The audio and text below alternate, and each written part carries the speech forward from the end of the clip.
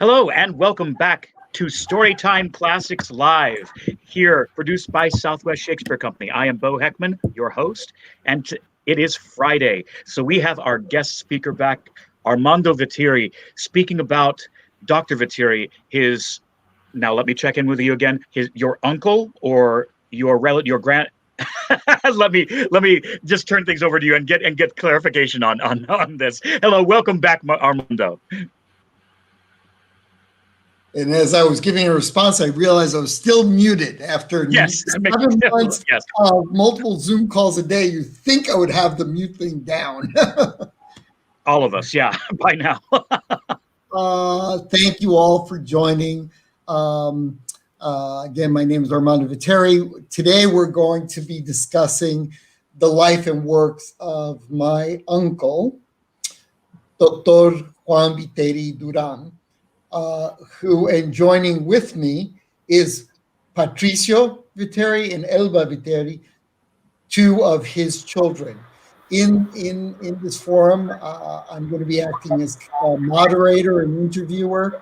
But mostly what we're going to do is we're going to get an opportunity here to talk a little bit about the life and times of Dr. Viteri, who was an activist, a novelist, a poet, somebody who has one of those rare individuals that you can't help but respect, a man who dedicated to his life to his ideals and pursued those ideals for his entire life at the risk of his own life, his own livelihood, his own well-being, but he always stayed true to those ideals. So just to walk through the agenda for today,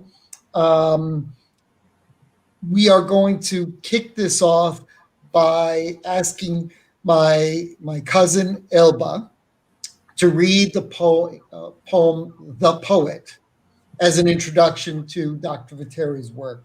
From there, I'm going to be interviewing Elba and Patrizio about the life and works of Dr. Viteri. From there, we will be reading Ciudad Blanca, then the sonnet, and finally we'll be ending with the leader. Hoy día vamos a hablar sobre la vida de mi tío y el padre de Patrizio y Elba Viteri, que fue un activista, un escritor, un gran poeta, una persona que se dedicó la vida a los ideales que formó quién era él. Es una persona que le tenemos que dar, todos tenemos que darle el respeto de una persona que creó tanto en sus ideales que se puso su propia vida en peligro por causa de tratar de hacer sus ideales en realidad. Hoy día lo que vamos a hacer es vamos a empezar con leer El Poeta en inglés y en español. De ahí voy a hacer una entrevista de mis dos primos, Patrizio y Elba, para ayudarles a todos con un poco de contexto sobre la vida de Dr. Viteri, pero también hablar de sus obras. De ahí vamos a leer la poesía Ciudad Blanca, dedicada a su ciudad, una ciudad del norte del Ecuador que se llama Ibarra. También lo vamos a leer en inglés y en español. De ahí el soneto, y vamos a acabar con leer la poesía El Líder, una poesía muy apropiada en esta época de la elección en los Estados Unidos. So with that, I would let's move forward into the first item for today's agenda, a reading of The Poet. So Elba, por favor, léanos El Poeta. Claro, encantada. El Poeta. El poeta es maestro, filósofo de paz en guerra y filósofo de guerra en paz. Él no dogmatiza para nosotros. Conocemos al hombre y conocemos al mundo. Lo hemos pesado y medido. El mundo y el hombre no se pesan ni se miden. Su esencia escapa a vuestras garras. Ni con vuestros explosivos devastaréis un triángulo, ni con vuestros mejores metros mediréis la esencia del mundo y el hombre. La libertad no se hizo para ser medida, y el espíritu del que os hablo no solo es vida, sino libertad. Negadlo, con ello no lo acabáis. También hay perjuros que niegan a su padre, y almas que desconocen sus deberes. Y al negarlos con la postre perjuran, y al perjurar no reconocen. El que ignora no sabe cuánto ignora. El espíritu es vida y libertad. Cuando os preguntan, ¿quién hizo esto? Lo hice yo, respondéis, y así reconocéis la libertad. No podréis separar hombre, yo y libertad. Creed en el poeta, su palabra es fácil porque es palabra de niño. No os burléis de su juventud, más saben los niños que los doctos en el arte de ignorar. Poderosa fuerza es la materia, yo creo en la libertad, porque una vez os tocó el cuerpo, abandonáis la causa del espíritu libre. El señorío del cuerpo es condición del hombre. Yo no os digo el cuerpo es tiniebla, sino el cuerpo es la arquitectura de la vida. Yo no pido despojaros del cuerpo, sino señorearlo, porque yo no desprecio la arcilla en que trabaja el espíritu de la vida. Gracias, Elba. You. So, moving to English, the poem that we're reading is called The Poet. The poet is a teacher, philosopher of peace in war, and philosopher of war in peace. He doesn't dogmatize you. We know man and we know the world. We've weighed and measured it. The world and man, they are not weighed or measured. Their essence escapes your clutches. Not even with your explosives can you unravel a triangle. Not even with your best meters will you measure the essence of the world and man. Freedom was not made to be measured. And the spirit about which we speak is not just life, it is freedom. Deny it. With it, you do not finish.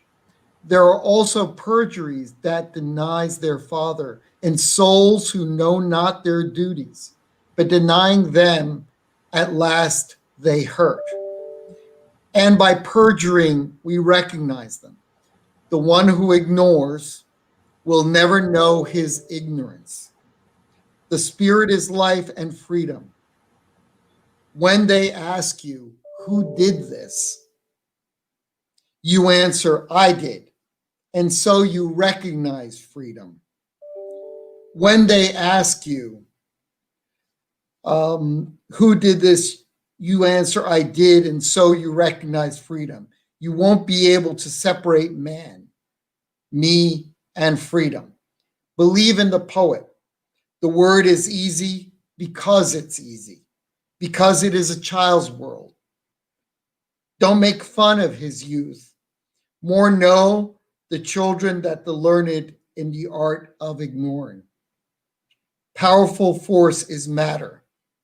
I believe in freedom because once your body is bent, you abandon the cause of the free spirit. The aging of the body is the condition of man. I do not tell you that the body is darkness, but rather the body is the architecture of life. I don't ask you to despise the body, but to honor it, because I don't despise the clay in which works the spirit of life. So in this poem, it's a great introduction to my uncle's work because it brings together a number of kind of recurrent themes in his own life, especially that of freedom. But also there is a line in this poem that's really a very important one that what it does is it emphasizes that there is a personal responsibility toward freedom that lies in each of us, a topic that we will come back to in the leader. Now, I'll remind you of the phrase, the one who ignores will never know his ignorance, right? So the idea of freedom, clearly the idea of freedom is very much invested in the period of the Enlightenment and the post-colonial era that the Americas entered into. However, the idea of freedom, although very much part of the Enlightenment, was this idea that freedom is a God-given right, a sanctity that is given by God. He also makes the point that it's also something that we all have a personal responsibility in. That, as he phrased it, the one who ignores will never know his own ignorance.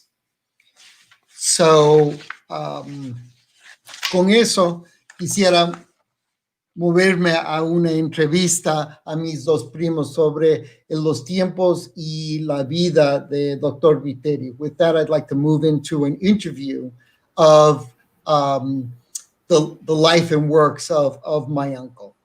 I will be conducting this in both English and Spanish, these questions, and we're going to be a little bit flexible as we flow between the two languages. But why don't I get started? Elba and Patrizio, how can you describe Ecuador and its environment during the childhood and youth of Dr. Viteri? Well, I will answer that question. We were talking about 1 century ago. My dad would have been 1998 on the late October 1st. So it's 1 century ago that Ecuador has changed enormously. At those times, Ecuador had a social pyramid, a very unfair social pyramid. Just think that 50 families, less than 50 families, owned 80% of the farmland, and it was very unfair. The property of the land, very unfair, and of course the bottom of the pyramid were the Indians. The little Indians that were conquered by Spanish people. They were not enslaved because there was the Pope said that the Indians should be christened, should be baptized and so forth, but they cannot be enslaved. But actually they were enslaved. They were even sold. The properties were sold with the Indians included. That's the idea that that gives you an idea of how unfair was the social structure. Now, under the Spanish people were their immediate descendants, the sons and so forth. They were called criollos, Creole. And then there were the people that were a mix between the Indians and the Spanish people, the cholos. The middle class was very, very small. The vast majority of the people were poor. And first of all came the independence from Spain. We were talking about 200 years ago. But really, what happened at that time was the independence of the criollos, of the American-born Spanish descendants from the Spanish people, from the Spanish kingdom. But the social structure remained the same. Also, later came the liberal revolution, but it's still the same. My dad was born in a society where the social injustice was rampant, and he belonged to a middle-class family in the small city north of Ecuador called Ibarra. His dad was he made studies of accounting. He loved mathematics. He loved astronomy. And then he met my grandmother, Anita Cristina, that came from Lima with a great baggage of literature. He was related to the great writer, Peruvian writer, Ricardo Palma, and his half brother was her half brother was Clemente Palma Ramirez. They were, I mean, one of the best. They were the best, I would say, the best writers, Peruvian writers in the 19th century. So she had a great. Her family came with a philosophical baggage of the illustration of the Enlightenment or La Lumière. She was descendant of French people, and they were raised with this philosophy of the Enlightenment, with that something has to be done to change this social structure. And that was the scenario where my dad was born, and his childhood friends were the little Indians. He wanted them to have the same opportunity that he would have. So they were raised in Ibarra in a middle class family. Our grandfather was an accountant, an employee. Then he administered one of the farms of the state. And then he went on, just moving around. They were expelled out of Ibarra because my grandfather started to pay the work for the Indians, not giving them only land. They were not paid. The Indians were not paid for their labor. They were given a grant for a small piece of land to work that land for their benefit, but that land was not theirs. When they started to pay to recognize the labor of the Indians, all the rest of the people in Ibarra were scandalized, and so they fired him out of the town. They had to flee to a nearby city called Tulcan. They were labeled as how can I put it, as undesirable heretics or something like that. So in this, he was a young man. My dad was a young man. They went to Quito to high school, to the best high school in Ecuador, in that Colegio Mejia. That was, we're talking about 1936. And the three brothers were great students, very good students. My uncle Alberto, he graduated, and he immediately was named teacher of that high school. My dad won a national oratory contest. He was decorated by President Galo Plaza. And my other uncle, the twin brother of my dad's twin brother, Alex, he always dreamed going to the States, because that was the most logical option for a young man. Ecuador didn't have too much future at that time, so he immigrated. He came to the States. He joined the army. He was a captain in Germany. He went back to the States as a medical doctor in Illinois, where he lived the rest of his life. Then the last one, Armando's father, Rene, the very, very young man, he also went to New York, and he made all his life in New York. And then there's Armando, MIT graduate. And anyway, my dad and Alberto had this social feeling very deep in their hearts. And my dad was very penchant for literature, for poetry, for journalism. And he couldn't, and that happened all the time, with everybody that was writer, not only in Ecuador, but in Latin America. The writers were activists. They had to join some kind of a political party. It was tied up, political ideas were tied up with literature, with poetry, with journalism. And so my dad started to put his ideas in the newspaper articles, in the tales, in the poems that he wrote as a student, as a college student. He wrote against the military, because the military were, my dad called them, useless in a poor country like Ecuador. And besides, they caused political instability in the country, in a poor country like Ecuador. And so he was challenged to have a duel with one of the officers of the army. So he had to flee to Santiago de Chile. And anyway, in Santiago de Chile, he got his doctorate in jurisprudence. He was a doctor in jurisprudence. In fact, I was born while my dad was a student in Santiago de Chile. When he came back to Ecuador, and he started making a lot of social work. At that time, he met people from American people that was working with USAID.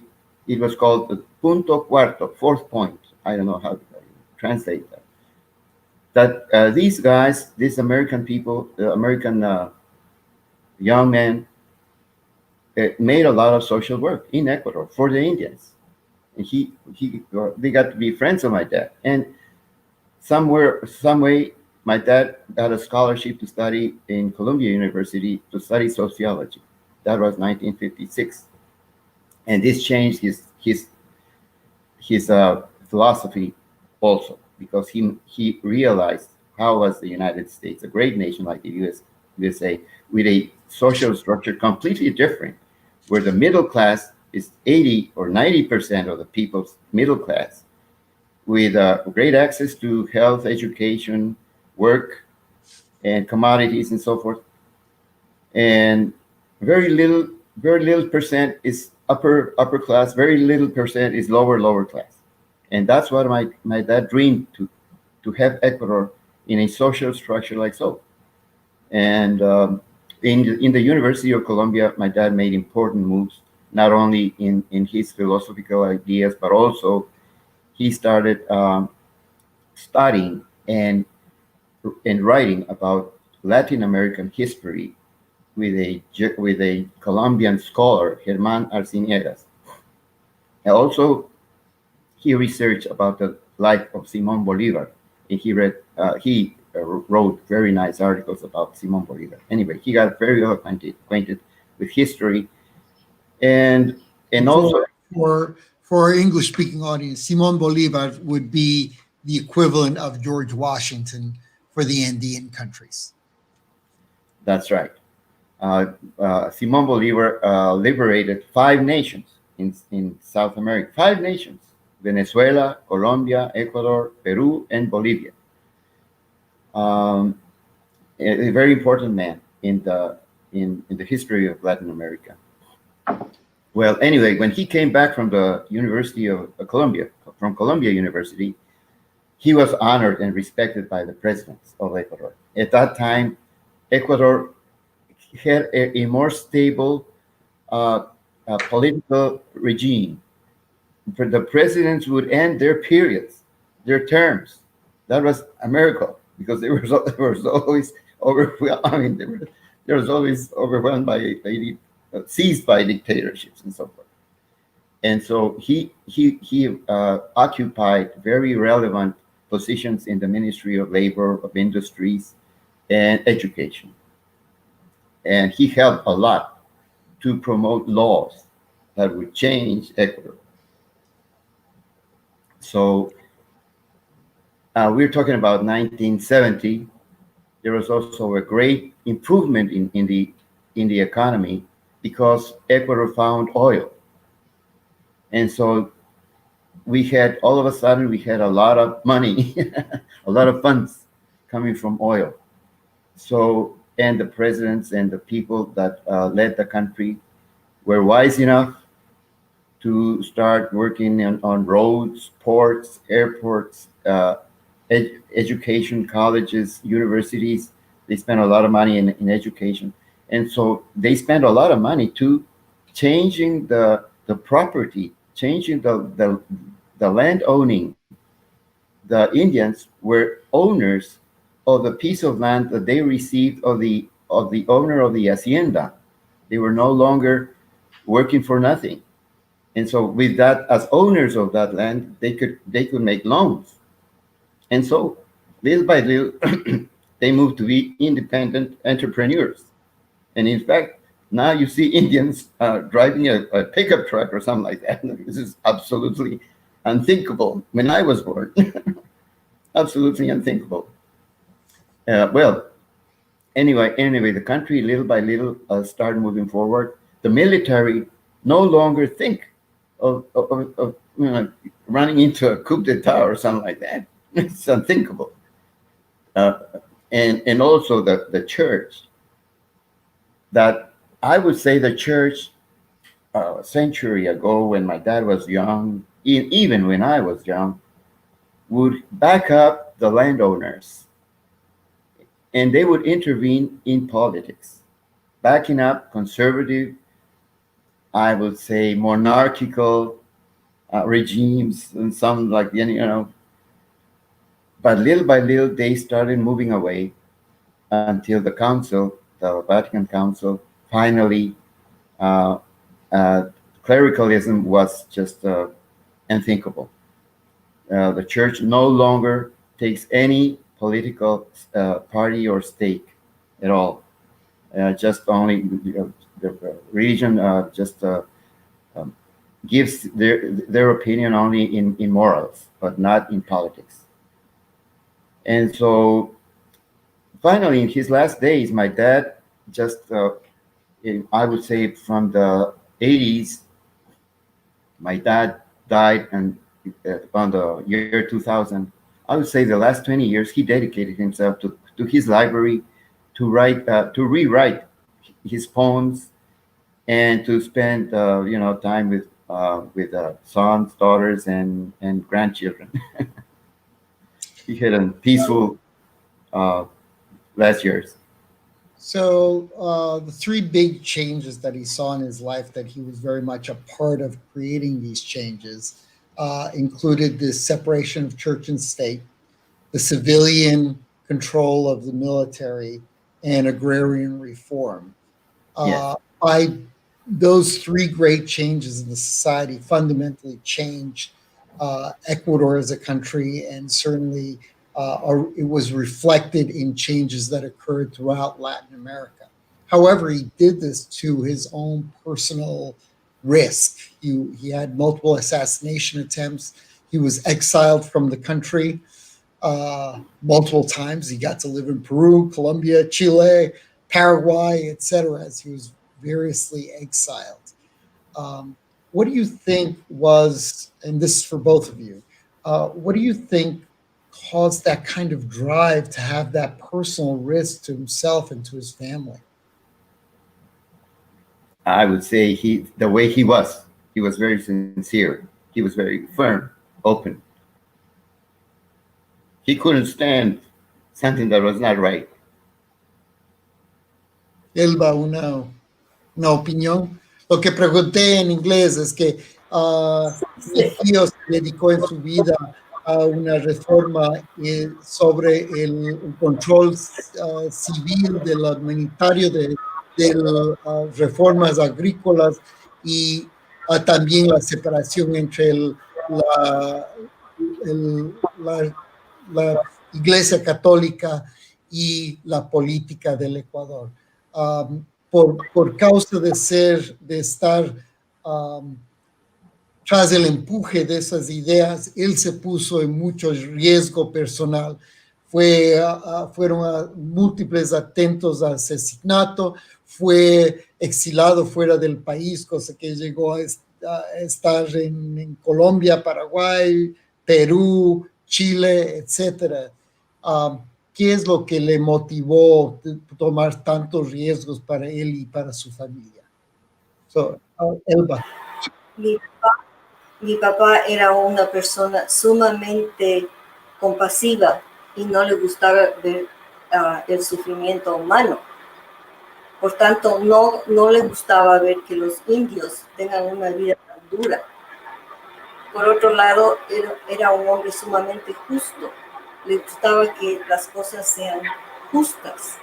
No le parecía a él justo que los indios, los indígenas de esa época, tengan una vida tan dura. So to translate for English speakers that are listening here, what my cousin said is that my uncle could not stand by and watch injustice be done, and that he could not fathom seeing the injustices that were dealt to the Native American population, the former Incans.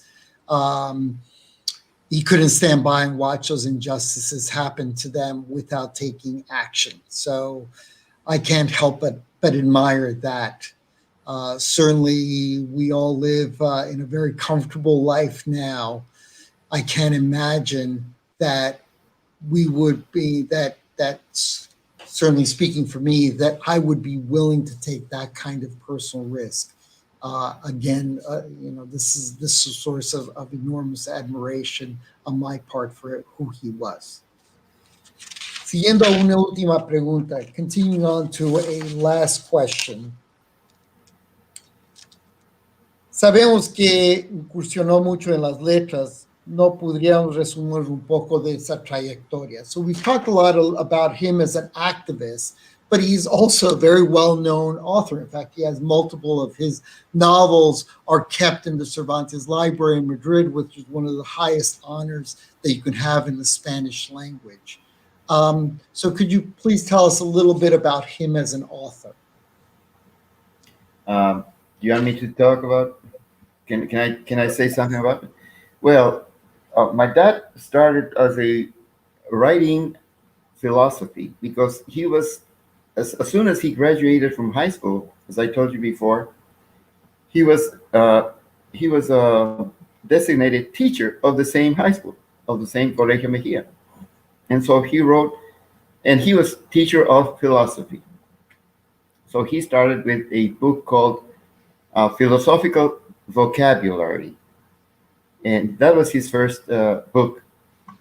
And that book reveals also his knowledge of philosophy, but mostly the orientation. He was very, he liked very much the illustration philosophers, Voltaire, Rousseau, and so forth. And so that he started with that, philosophical and political articles and essays. But then he moved very quickly into poetry. He was a poet. I mean, he was a natural-born poet. He admired the beauty. In philosophy, he would emphasize aesthetics. He loved art also. And so he started also, after philosophy and after these books that were meant for teaching, he went into poetry. At that time, he wrote beautiful poems. He wrote beautiful poems, sonnets, and so forth. Then he started later, after Columbia University, he wrote history. Very excellent articles about history, emphasizing how America changed the mentality of Europe. We not only receive, you always read that Europe changed America, but he said, no, America really had a great influence in Europe. It was the other way around. And also, he wrote about sociology in Columbia University. He wrote an article, a philosophical article called Axiology.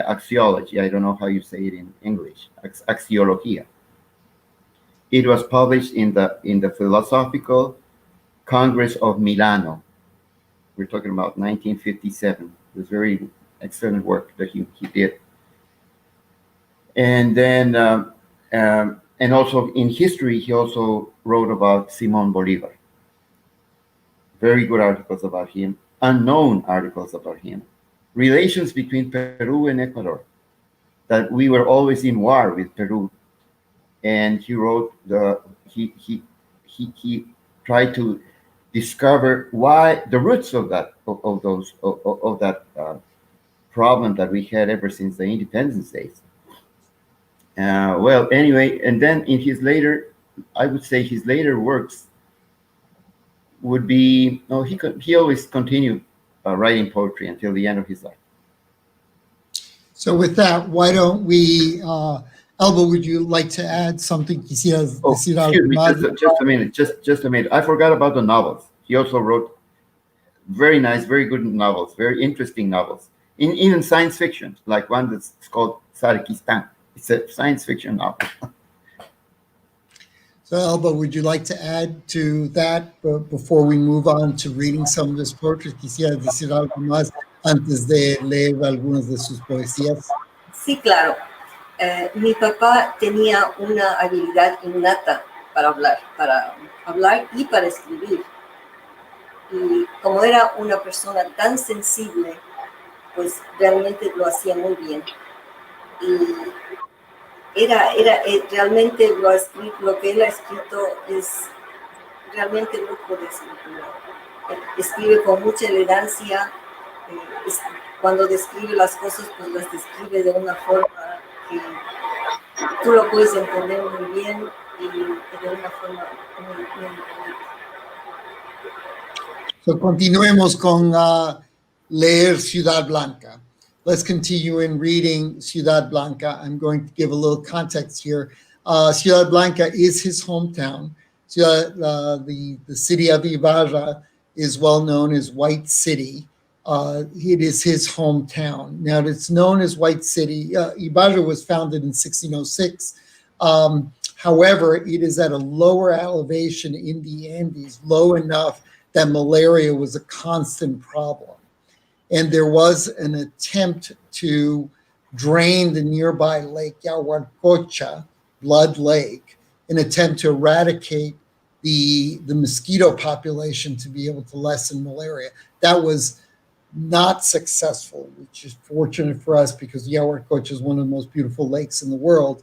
However, as a further measure, what the city fathers did is they painted the entire city with white lime.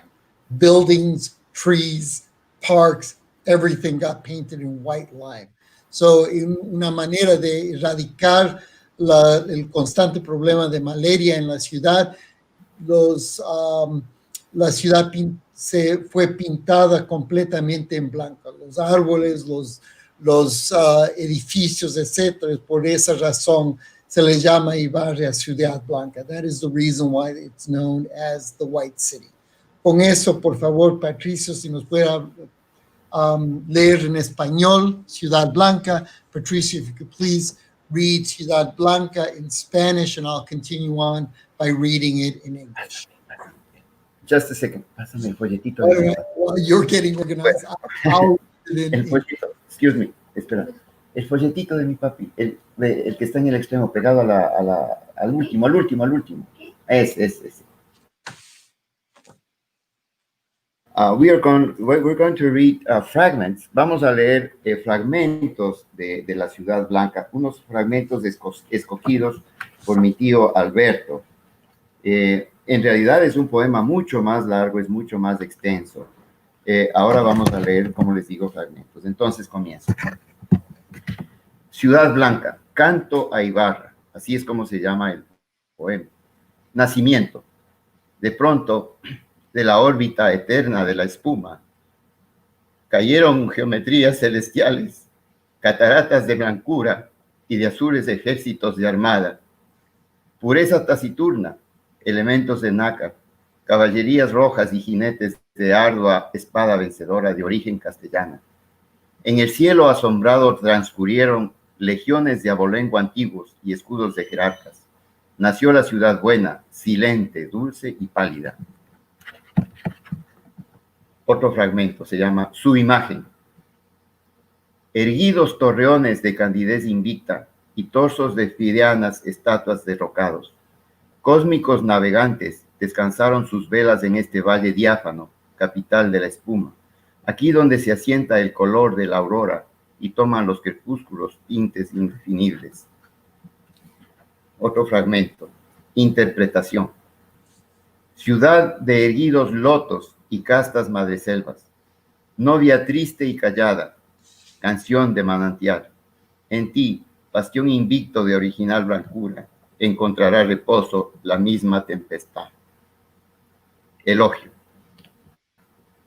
Tu esencia permanece oculta al gran viajero. No puede conocerte quien no te ama primero. Aldeana garrida, provinciana olorosa. Perfumarás el mismo perfume de la rosa. Ingenua, buena, mística, dulcemente callada. Canción dicha al oído de una azucena alada. Cirio que enciende el mundo postrado entre los cielos, para provocar la gracia y ahuyentar los recelos. Ciudad, mi ciudad blanca de pena inconfundible. Envío. Tienes la sencillez de las líneas helenas y el espíritu adusto de las tardes serenas. Al cantarte con estas palabras, he pensado que tu belleza misma audaz he profanado. Mas si a veces mi espíritu se elevó incontenible sobre toda miseria, orgulloso y sensible, lo debo a ti, que al tiempo de nacer me pusiste un sello de blancura que me hace noble y triste. Gracias, Patricio. Thank you, Patricio. So I'll continue on in English. The White City, a song to Ibarra. Birth. Suddenly, from the eternal orbit of the foam, celestial geometries fell, waterfalls, whiteness and blue, armies of the navy, taciturn purity, elements of mother of pearl, red cavalry and arduous riders, victorious sword of Castilian origin.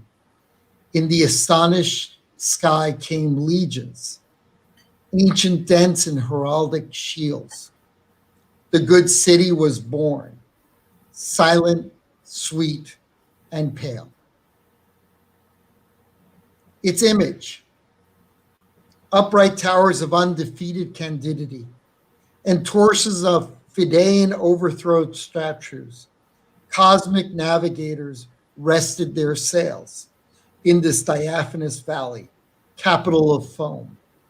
Here where the color of aurora settles and take the twilight undefinable dies. An interpretation. City of tall lotuses and honeysuckle breeds, sad and quiet bride, song of the waterfall. In you, undefeated strongness of original whiteness. You will find rest amidst the same storm.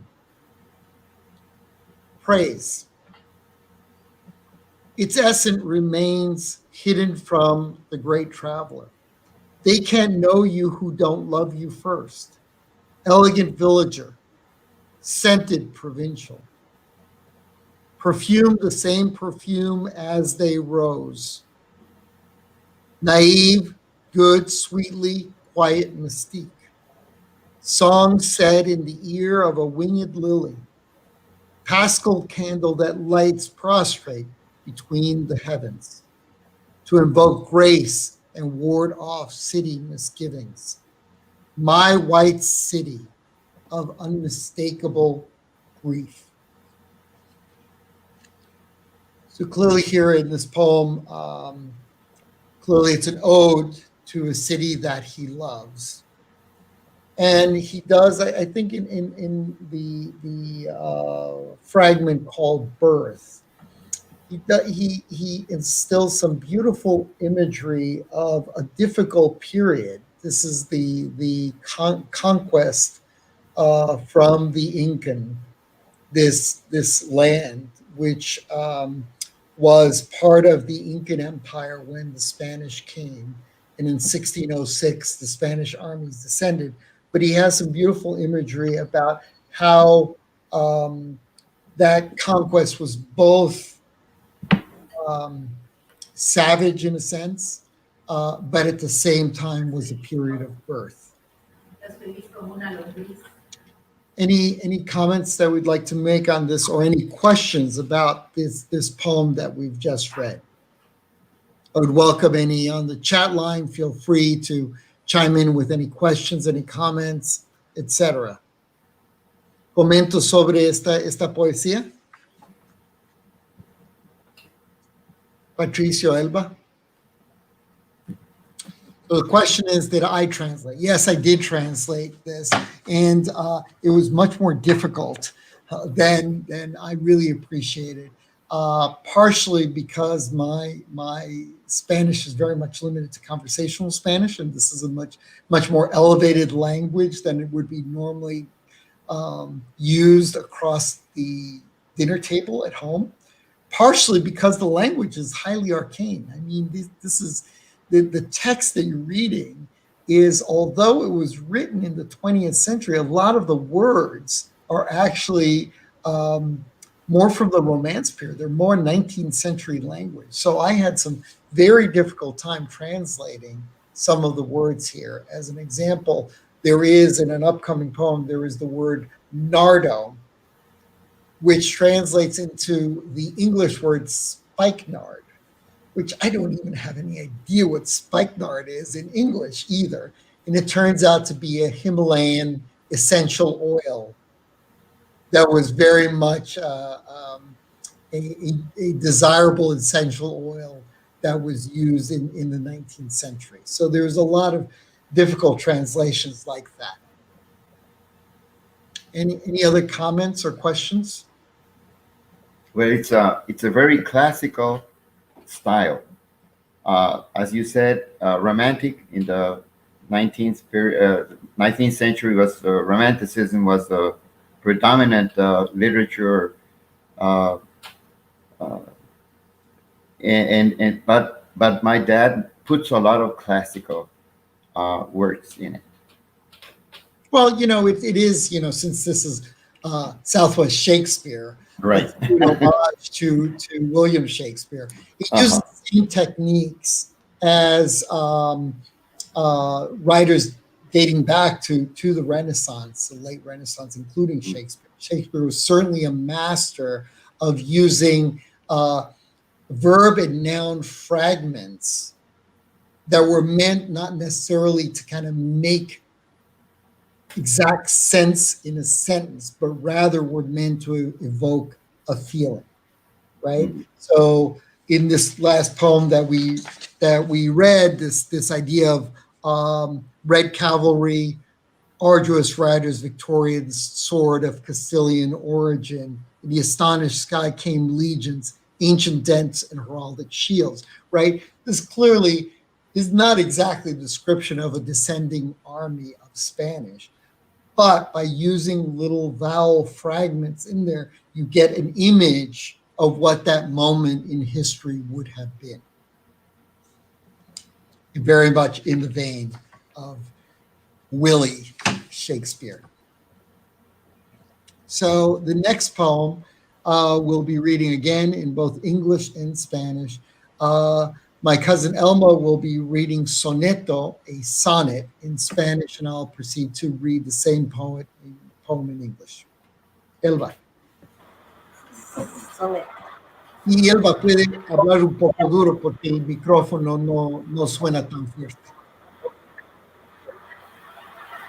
Vi un día al torreón desmadejado, caer de su soberbia y compostura.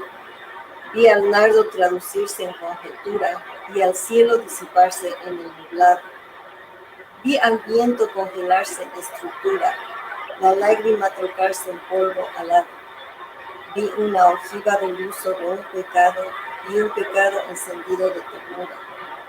Con mis manos palpé lo inapelable, un absurdo apresé cuando escrutaba, la razón más altiva y más estable.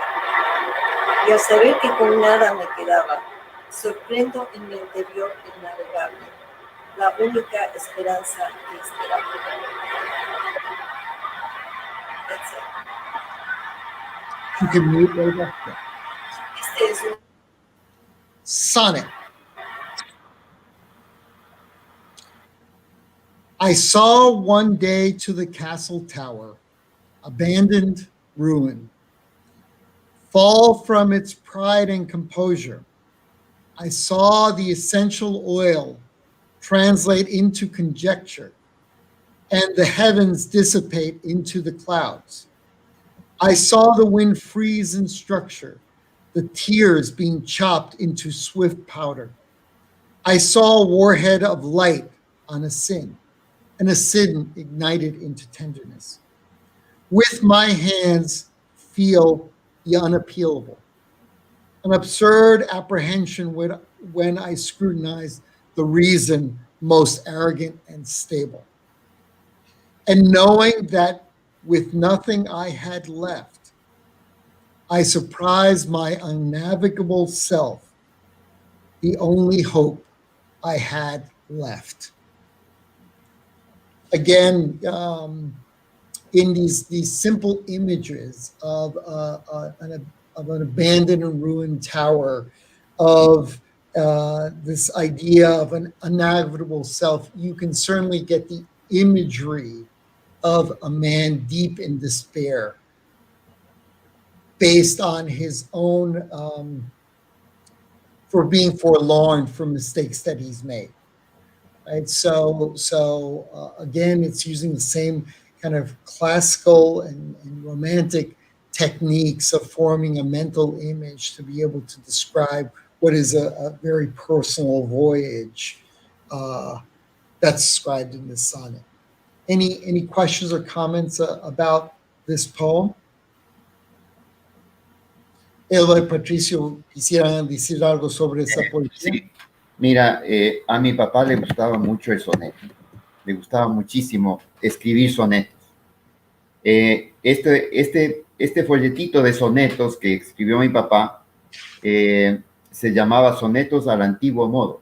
So, do you want me to speak in English, maybe, for the my dad used to love sonnets. He loved very much writing sonnets and of course reading sonnets.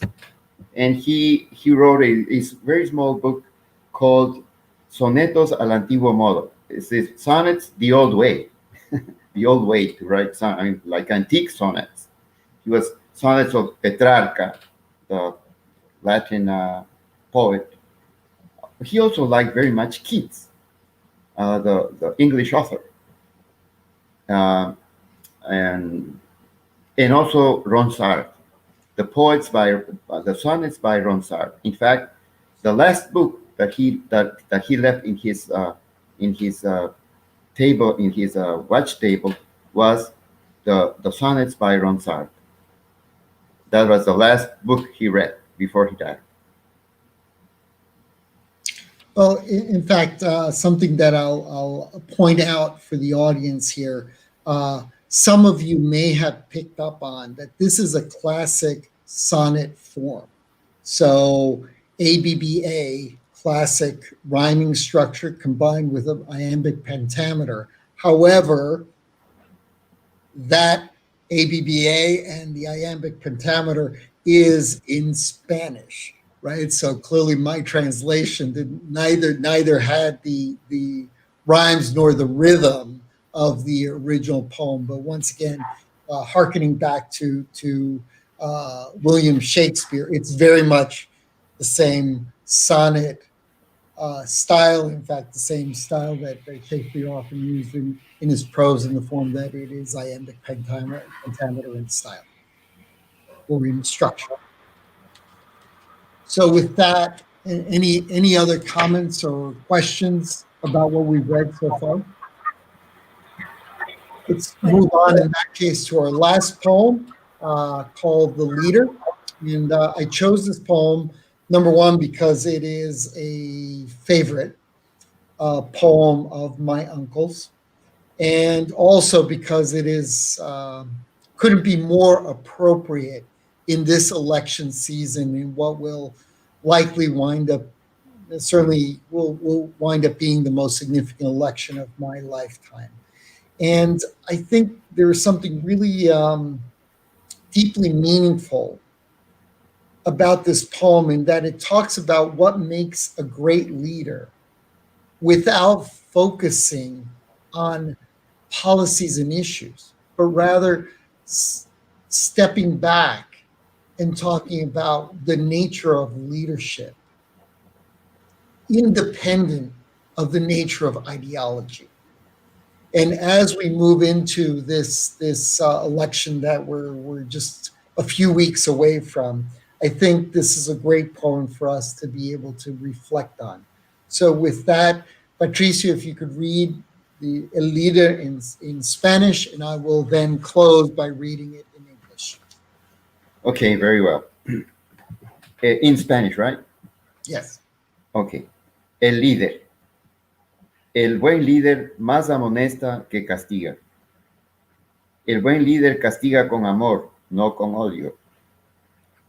El buen líder quiere veros dichosos, no afligidos. El buen líder piensa en todos vosotros, no en unos pocos. El buen líder os enseña el peligro, no lo oculta.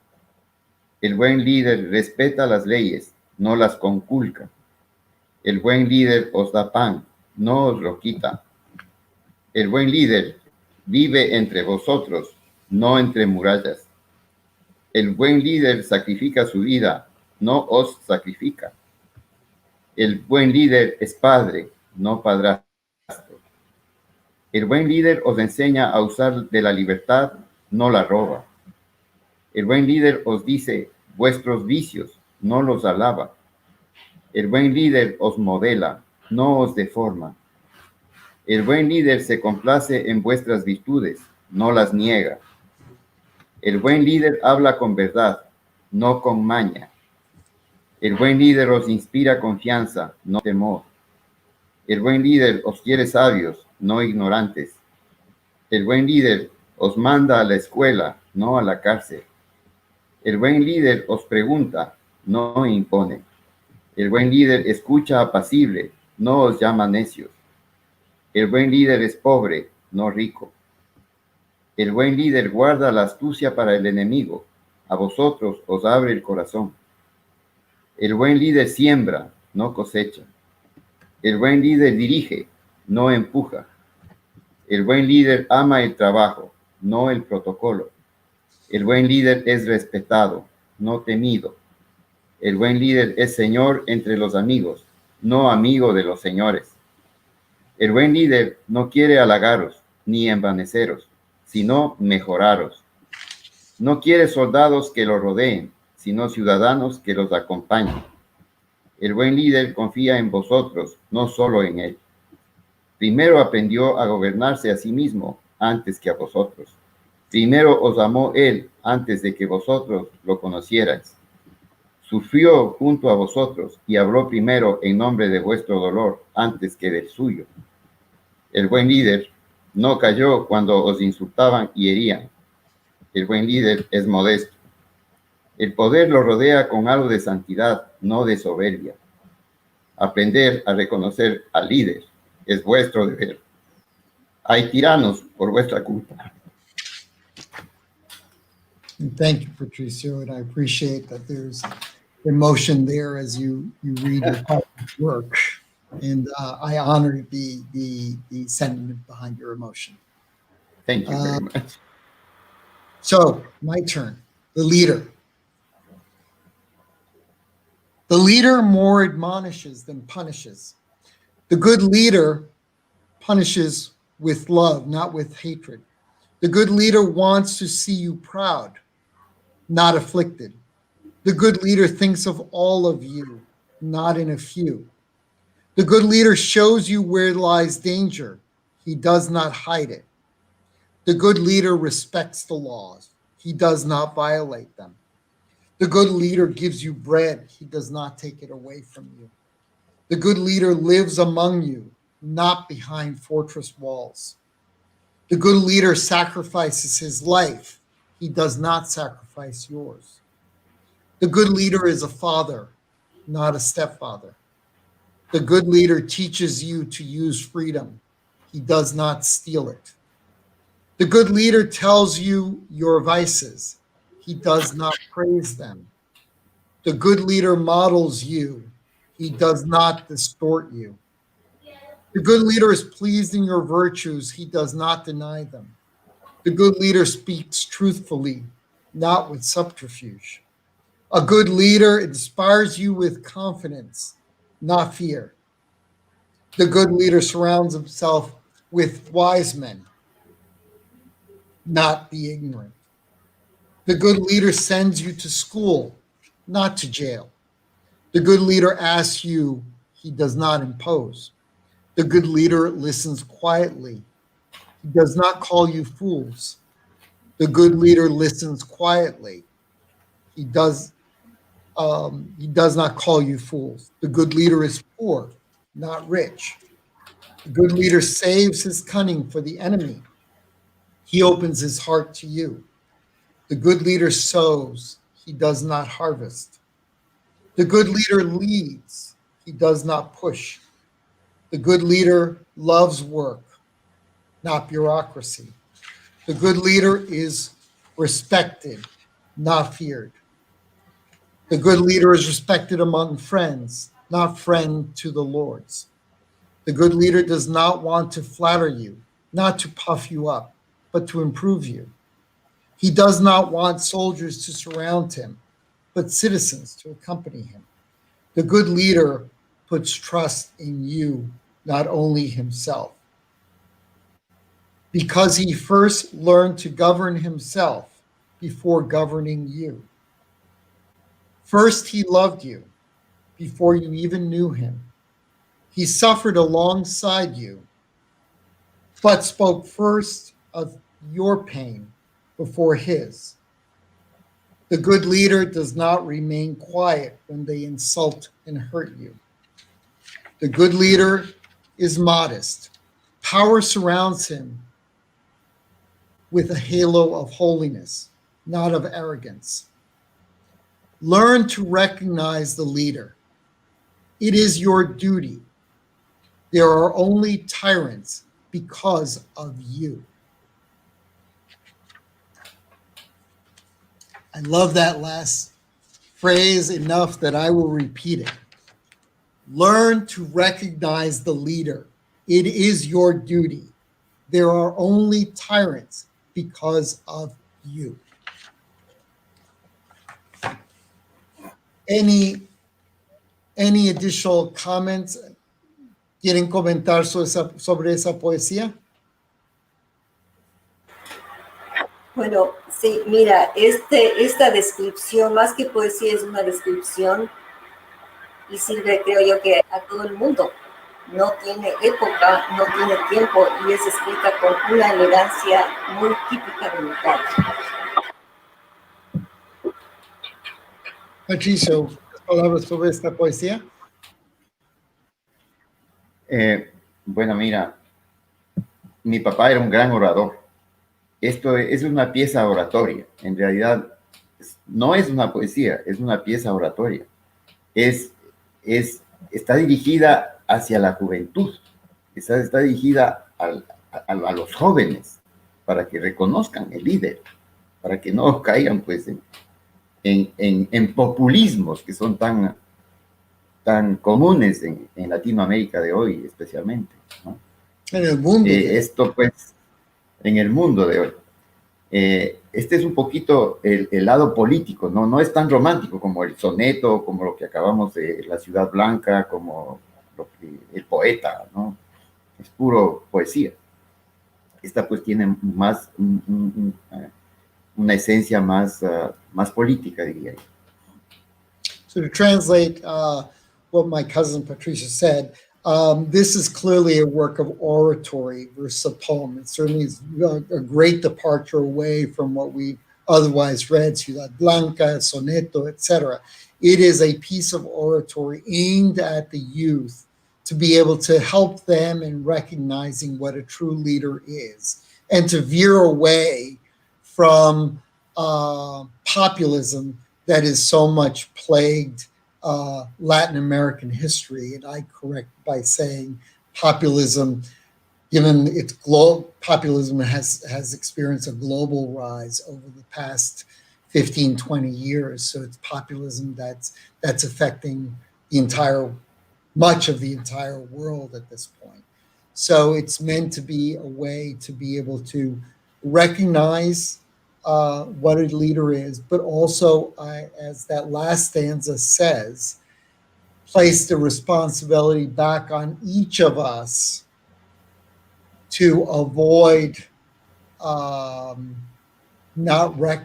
make sure that we recognize those that are not great leaders, and that therefore the only culpability for the creation of tyrants is on ourselves. So any last comments or questions from anyone about what we've read, or in fact the entire discussion?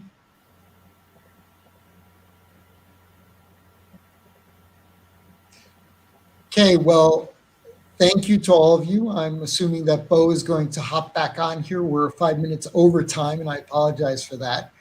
But we're struggling as best we could to hop between English and Spanish and still keep within time. Hopefully You're absolutely fine.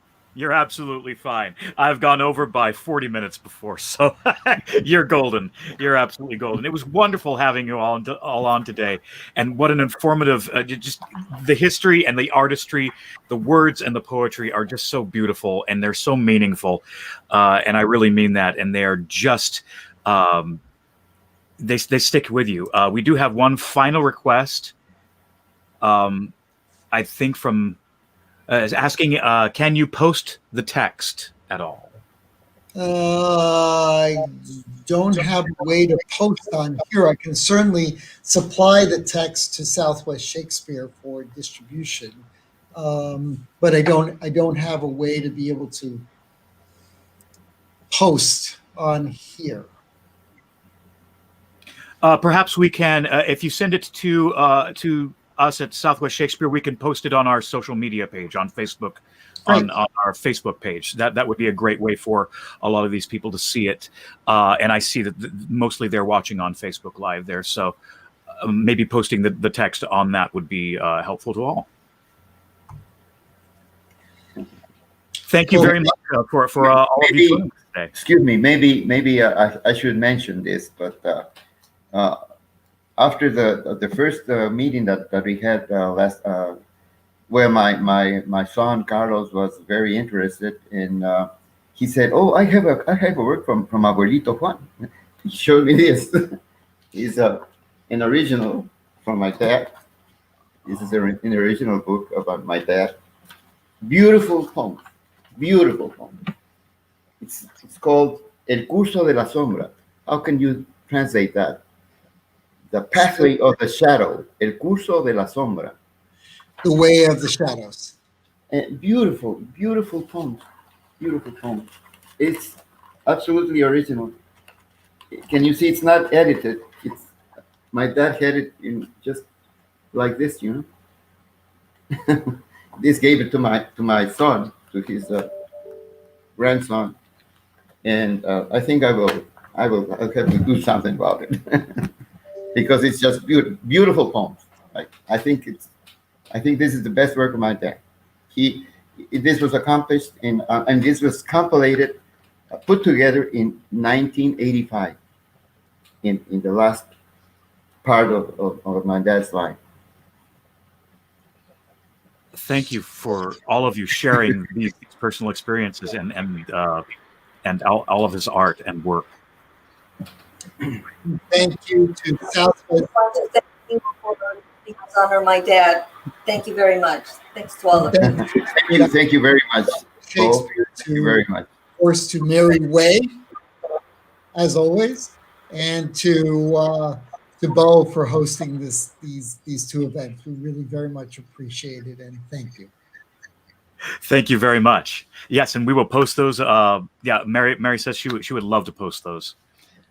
So looking forward to that. Look at the Southwest Shakespeare Facebook page, and you will find all of these works very shortly. Thank you very much. Thank you very much. Take care. Bye-bye. Thank you very much, and see you next time on Storytime Classics Live. Okay.